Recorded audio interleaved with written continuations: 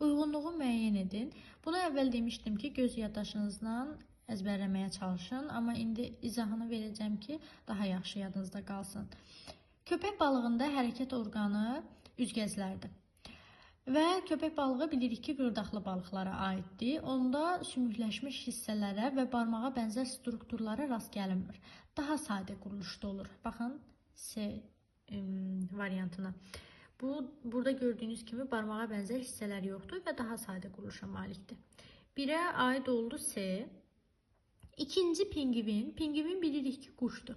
Quşların yuxarı ətraflarının sərbəst hissələri isə bazu, said və əl-pəncə sümüklərindən təşkil olunub. Baxın, bazu, said, mil dirsək iki sümükdən təşkil olunub.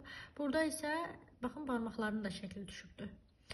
Ona görə quşlara həmişə A variantını uyğunlaşdırırıq.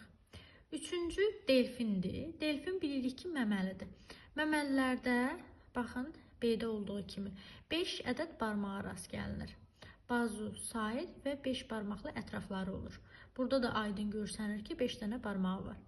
Deməli, siz testə baxan kimi 5 dənə barmaq hansındadırsa, onu delfinə aid edirsiniz. Delfinin kürəkləridir. Kürəyidir bu. Kürək hissəsi. Pingvin quşdur. Quşlara isə A variantına aid edirsiniz.